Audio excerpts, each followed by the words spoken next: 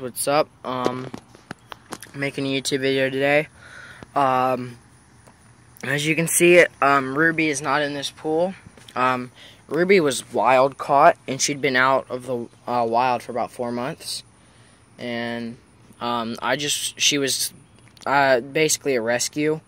So I wanted to fix her shell rot, and I finally got that fixed, guys. So I released her in the Little Miami River, which is where she was caught, and I also released my box turtle Alistair and my little sorry, got a bug in my mouth, and my little baby snapper that's like that big. I released Ruby in the Little Miami and released the baby snapper at the Gorge Spillway at Caesars Creek, and then I went to the bog area, which is a big field with a small little bog area and creek and stuff, and then a bunch of like woodland area, and nobody is ever back there.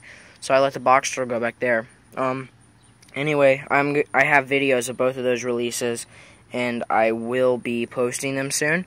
But for right now, I'm just making a video on my 3 snapping turtles, Lucifer, Monster, and Sprites. It's going to be basic care, I guess, what you can feed them, what not to feed them, and yeah, I guess that's about it. And some facts about them that most people don't know. Well, some people do, but whatever. Anyway, first off, guys, snapping turtles do make pretty good pets, depending on who has them. They're not for everybody. They get very, very large. Lucifer is bigger than my hand, and he's only 3.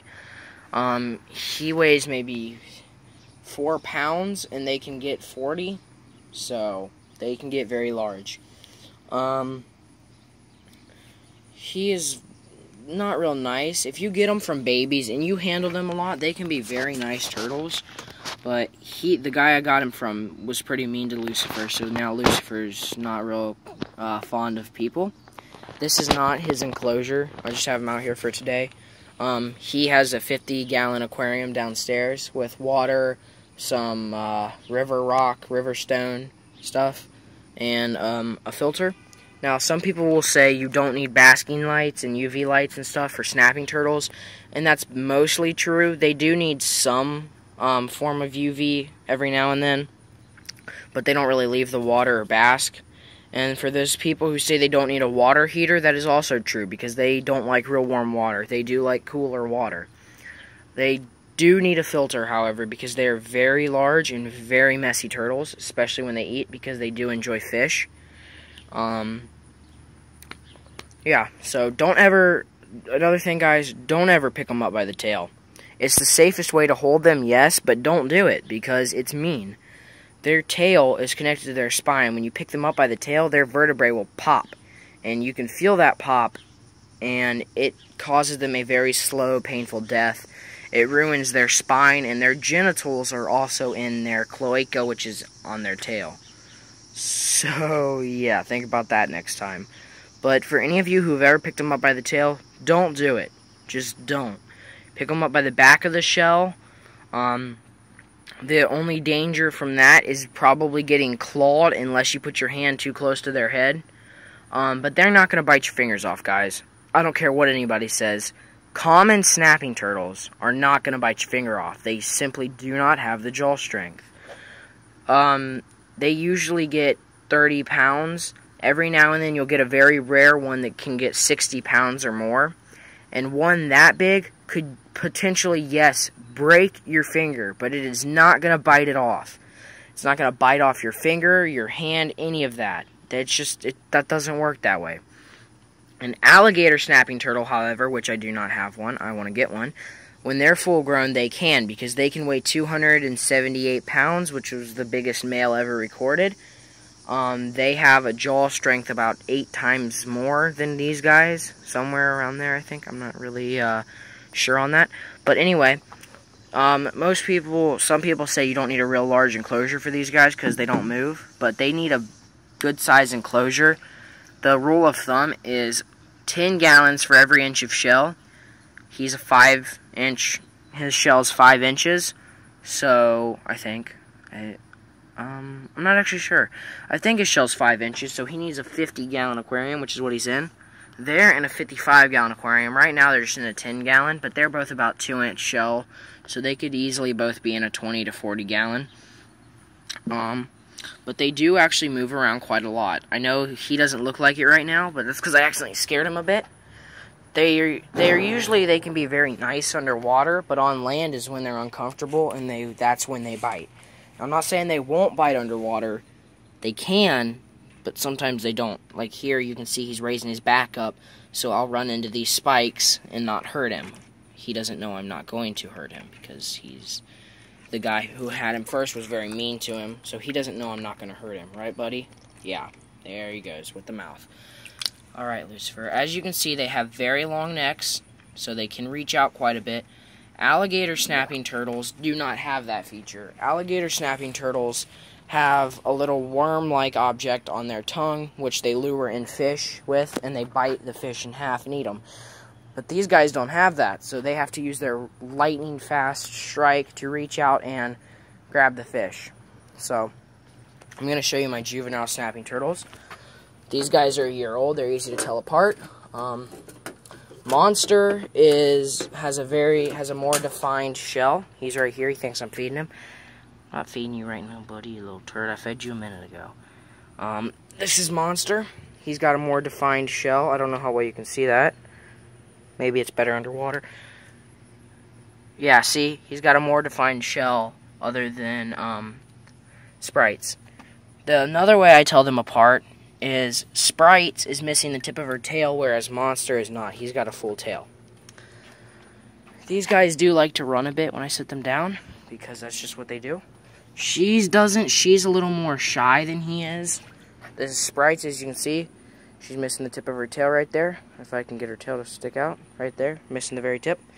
Because the people I bought her from had a big red-eared slider with them, and the red-eared slider bit her tail off, the tip of her tail. But yeah, he has a way more defined shell. Let me see if I can't zoom in. It's kind of hard to tell, but his shell's more defined. Anyway, my friend Cheyenne, she named them after that song, Scary Monsters, Nice Sprites by Skrillex. So, Monster, Sprites. They fit in my palm. Sprites is bigger, so hold on. Yeah, she fits in my palm. They're both a year old. Lucifer is 3 years old. Now, these guys are not mean, because the people I got them from never really handled them at all. And every now and then they would, but they didn't pick them up by the tail. Whereas I don't either, because that's just mean, and I already told you guys why not to do that. But I do handle them quite often, so they get used to me, and that way when they're bigger, they're not going to be real mean. I do have other turtles. If you guys watch my other videos, I have a lot of other turtles. But I only have 3 snapping turtles right now, and they are all common snapping turtles. Because these are some of my favorite, because they don't get as big as alligator snapping turtles. Now, common snapping turtles are full grown by the time they're 4. Alligator snapping turtles are usually full grown by the time they're 60. My dog is licking my neck. This is Zoe. Zoe, hey, say hi. Don't lick the camera. Hey. She's a chocolate lab. She likes the turtles. She doesn't hurt them, they don't hurt her, so, good girl. So she's fine. She does like to jump in the pool a bit, so I gotta watch her on that, because Lucifer's in there. What did I just tell you? Get out of there. Good girl. She's a puppy. She's 2. Anyway, but I feed these guys an assortment of turtle pellets, freeze-dried shrimp, mealworms, and these guys also, my juvenile snappers right here, eat night crawlers. Lucifer eats frozen mice, large fish, small fish, shrimp, chicken, turkey, all that stuff. And I do feed him turtle pellets as well, because that's how he gets his nutrients, because he will not eat vegetables for nothing. Even though some of them do eat duckweed in the wild, but he does not. So, yeah. Anyway, see, as you can see, they are not biting me. Snapping turtles also cannot eat out of water, because they use the water to swallow. There was a mosquito on me. So, yeah. I do like common snapping turtles. The reason they bite is because their bottom shell is very small, and they cannot pull their arms and legs or head into their shell. So their only defense mechanism is to bite or crap on you, which they do both of. I gotta get this on video. I'm sorry, my dog's crazy. Aren't you, Zoe? Hold on, guys. Back to the turtles in just a second. She's just crazy.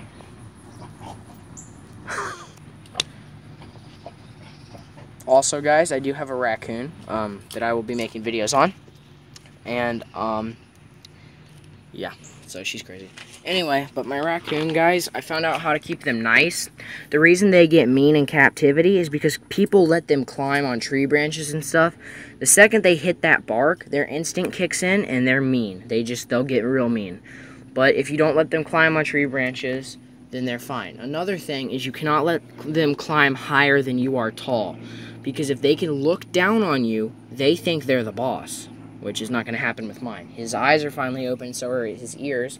He is 4.5 weeks old, and he is just now starting to learn to walk. So he's still a baby. He drinks a bottle. But yeah, I'll make videos on him some other time. For right now, I just want to show you guys my snappers. Like I said, they're not for everybody. So if you plan on getting one, I would recommend you do a lot of research and have an appropriate sized aquarium for them ready, and make sure you're going to be able to afford to feed them and everything, because they can get pretty expensive to feed. If you guys were going to buy one, if you're going to get an alligator snapping turtle, I would recommend you order it from Loggerhead Acres, which I personally love that place. I've never really ordered from there, but I know a bunch of friends who have, and I plan on possibly getting a softshell turtle from them. So yeah, other than that though, I would recommend ordering these guys from the Turtle Source or possibly Turtle Shack. That's probably the best places you can get them. When I'm older, I'm going to try and breed specifically common snapping turtles. Hey, come back here. And I'm going to see if I can't breed them and sell them online.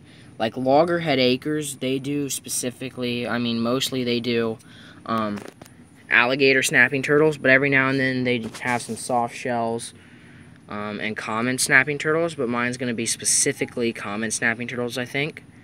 And I'm also going to try to breed monitor lizards, because I do have a monitor. If you guys want to check him out, you can check some of my other videos. Knock it off. So yeah. Anyway, that was my snapping turtles, and yeah, I'll be uploading the video of me releasing Alistair the box turtle and Ruby the red-eared slider turtle, and I'll be uploading those in just a little bit.